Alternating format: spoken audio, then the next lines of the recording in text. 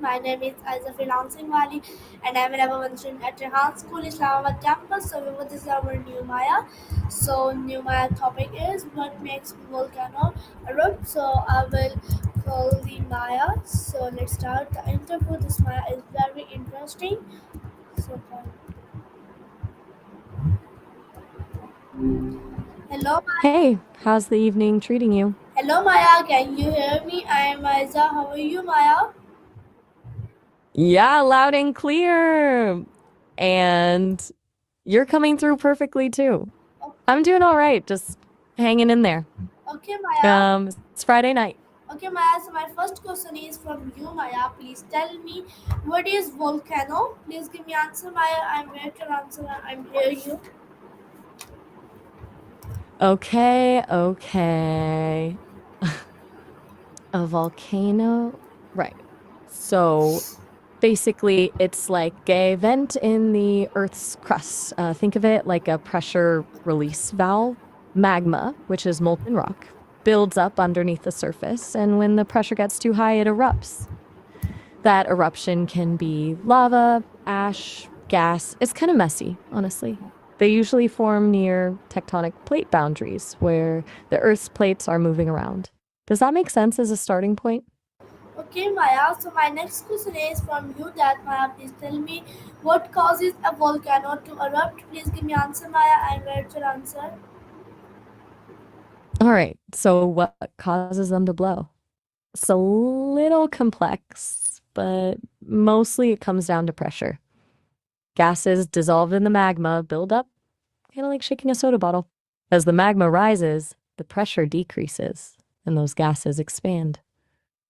Eventually, that expansion gets so strong, it overcomes the weight of the rock above, and boom, you get an eruption. Sometimes plate tectonics play a role too, pushing magma upwards. Different types of magma also erupt differently. Some are more explosive than others. Does that track? Hey, are you still with me? You went quiet. Maya, my next question is from you. Please tell me what is magma. Please give me answer, Maya. Okay, no problem. So magma, it's basically molten rock underneath the Earth's surface. Think of it like melted stone.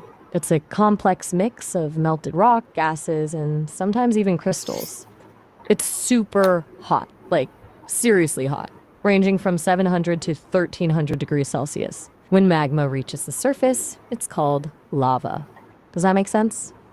It's kind of like the difference between what's brewing inside and what comes out. Okay, Maya, my next question is from you. What is the difference between magma and lava? Please give me answer, Maya. Good question. Okay, so this is a good one to nail down. Magma is the molten rock that's still underground. Lava is what that molten rock is called once it's erupted onto the surface. So it's the same stuff, just different names depending on where it is. It's kind of like calling something dough before you bake it and bread after. Does that make sense? They're chemically similar, but lava usually cools and solidifies much faster than magma. Okay, Maya, my next question is from you. Please tell me where is the magma story before an eruption? Please give me answer, Maya. I'm ready to answer. Whoa. Okay, that's a bit of a tricky one. Where is the magma story before an error question? I'm gonna guess you mean where does magma come from? What's its origin story before we even get to asking questions about it? Basically, most magma originates from the Earth's mantle. That's the layer below the crust. Sometimes it forms when rock melts due to a decrease in pressure, and other times it's from adding water to hot rock, which lowers its melting point. Plate tectonics play a huge role here too. Where plates collide or move apart, the conditions are right for melting to occur. It builds up in magma chambers deep underground before eventually erupting. Is that what you were getting at? Okay, It Maya. sounded a little garbled, so I just took a shot at what I thought you meant. Let me know if I'm totally off base. And hey, don't worry about errors. It happens. We're just chatting here. Okay, Maya, my next question is from you. What are the tectonic plates? Please give me answer, Maya. I'm wait your answer. I'm here, you, Maya. All right, tectonic plates. Okay, so imagine the Earth's outer shell, the crust, is like a cracked eggshell. Those cracks are where the tectonic plates are. They're huge pieces of the Earth's crust that are constantly moving really slowly, like a few centimeters a year. There are about 15 major plates, and they float on the semi molten mantle underneath. The way these plates interact, colliding, separating, sliding past each other, is what causes earthquakes, volcanoes, and even the formation of mountains. It's a whole big system. Does that make sense? It's kind of wild to think about, actually.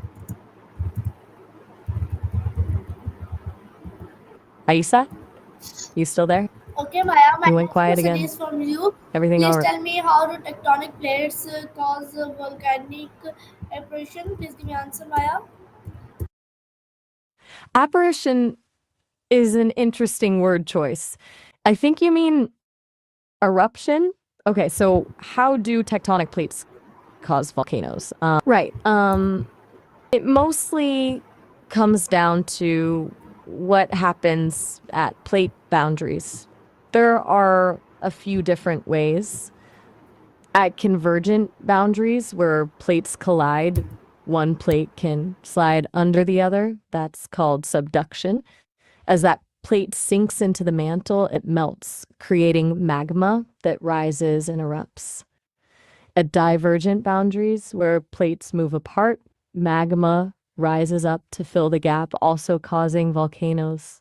And sometimes at transform boundaries, where plates slide past each other, friction can create localized melting and volcanic activity. It's all about the movement and interaction of those plates creating the conditions for magma to form and erupt. It's kind of like squeezing toothpaste out of a tube. Does that analogy work? Okay, Maya, my next question is from you. Please tell me what is a magma chamber. Please give me answer, Maya. I'm wait to answer. I'm here, you, Maya. Okay, good to hear you're still with me. A magma chamber is basically a large underground pool of molten rock beneath the surface of the earth. It's like a reservoir where magma collects before an eruption. They can be huge, spanning miles in diameter, and they're located several kilometers beneath the surface. The magma in these chambers is constantly being replenished by new magma rising from the mantle. When the pressure builds up enough, that magma is forced upwards through vents and fissures, causing a volcanic eruption. It's where the action happens, before the action happens, if that makes sense. Aisa? Still there? You've been quiet for a while now. Just wanted to check in. I'm here if you want to keep going, Maya, so or my if you need next a. question is from you. Please tell me what is volcanic vent. Maya, please tell me. Sorry to say, but my network issue. My question is from you. What is volcanic vent? Please give me answer, Maya. No need to apologize. That's perfectly fine. Okay, so a volcanic vent. It's basically an opening in the Earth's surface through which volcanic materials, lava, ash, gases erupt. Think of it like the chimney of a volcano. Sometimes there's just one main vent, but volcanoes can also have multiple vents or even fissures, long cracks, through which lava flows. It's the pathway for all that molten rock and gas to get from deep inside the earth to the surface. It's usually formed when magma forces its way upwards through weaknesses in the earth's crust. Does that make sense?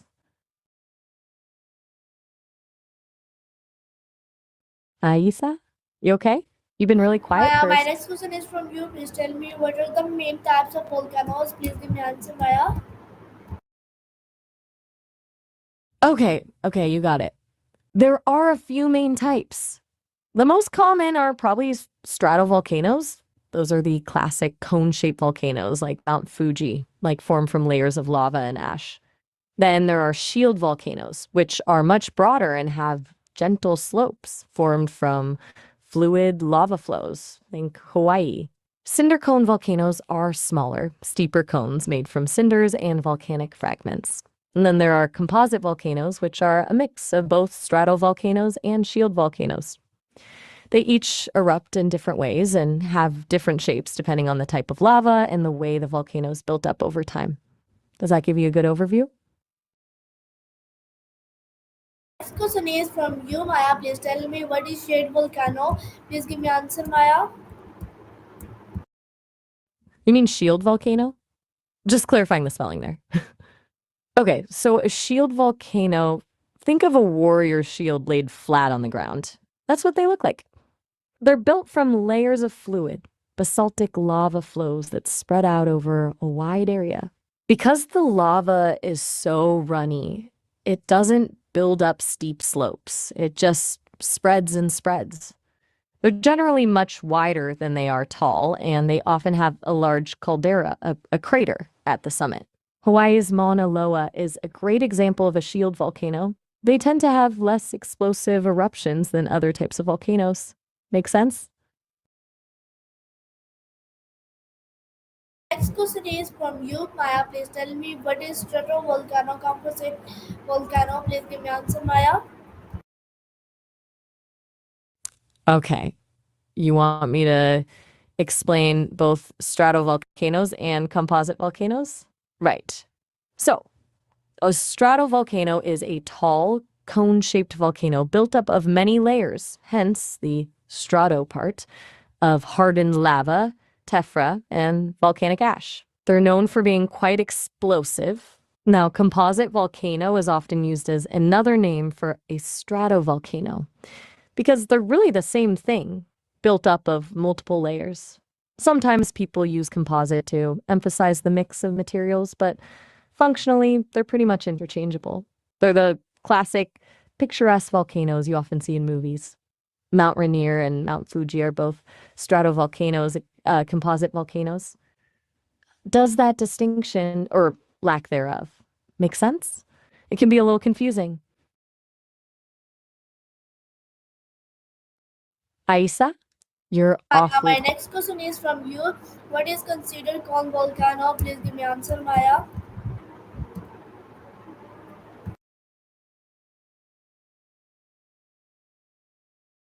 volcano. You probably mean a dormant or inactive volcano, right? A dormant volcano is one that hasn't erupted in a long time, but is expected to erupt again in the future. It's kind of like it's sleeping. An inactive volcano is one that hasn't erupted in a very, very long time and isn't expected to erupt again. But even inactive volcanoes can sometimes surprise us. Scientists monitor volcanoes closely for any signs of activity, like changes in gas emissions or ground deformation, to try and predict when an eruption might happen. It's never really safe to assume a volcano's completely calm, though. Does that make sense? It's all about levels of activity and likelihood of future eruptions. Yeah, my next Aisa? question is from you, Maya. Please tell me what are the seconds that the volcano might erupts soon? Please give me answer, Maya. Orbit is an interesting choice of word there. I think you might be asking about the signs that a volcano might erupt soon. Okay, so scientists look for a few key indicators. One is increased seismic activity, more earthquakes around the volcano.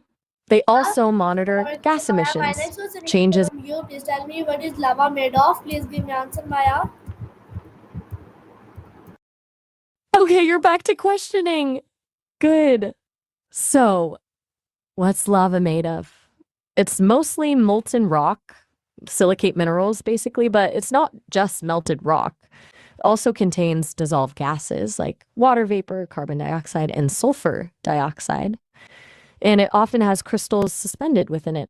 The exact composition of lava vary depending on the type of volcano and the source of the magma, but it's generally rich in silicon, oxygen, magnesium, iron, and other elements.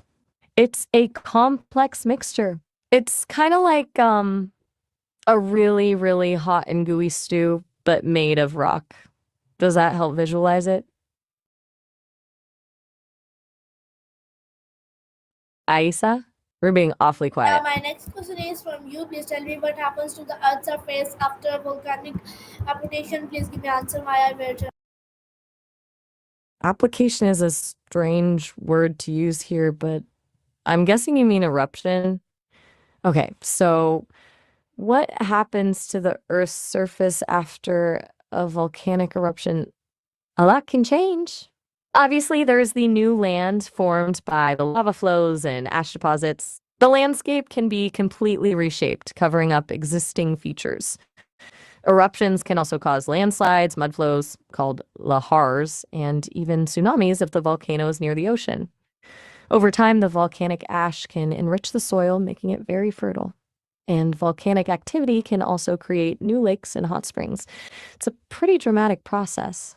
A lot of destruction, but also a lot of creation. Aiza, I'm starting to get. My next question is from you, Maya. Please tell me what is volcanic ash. Ash, please give me answer. Maya, I will your answer and hear you.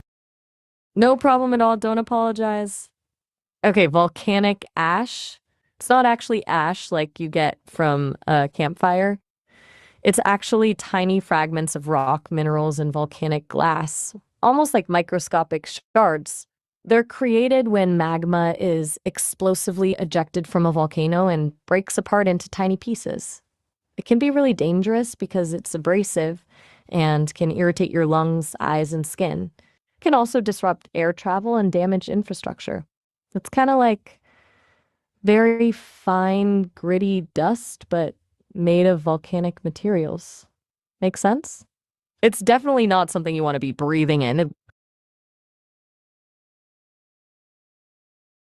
Aiza, I'm genuinely concerned. My next question is from you, Maya. Please tell me can volcanic eruption affect the weather? Please give me answer. Maya, I will your answer and hear you. Okay.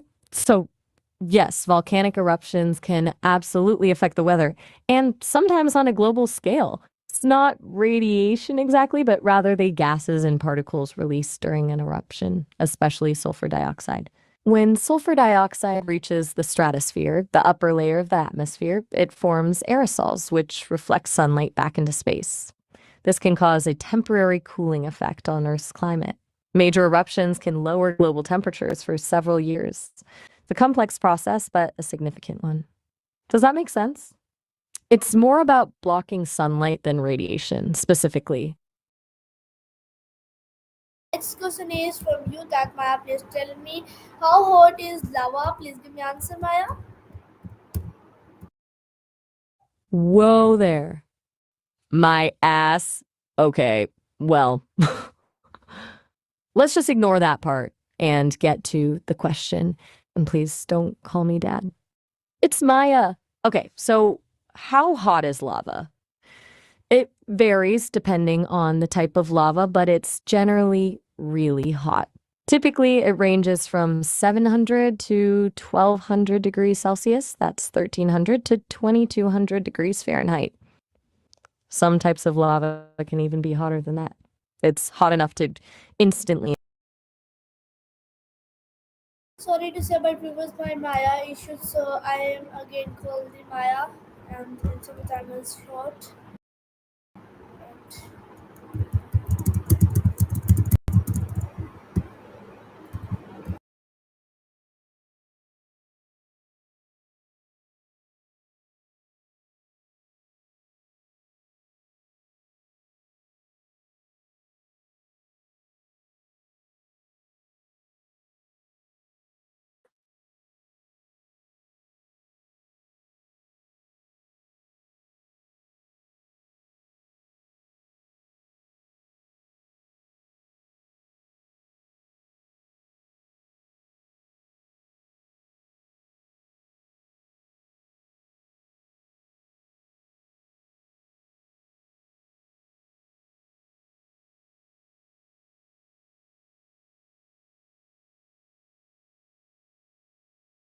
Okay, viewers, so this is my Maya. I hope you like it. I meet next video, next day, next Maya. Thank you and Allah Hafiz, Pakistan, Zindabad.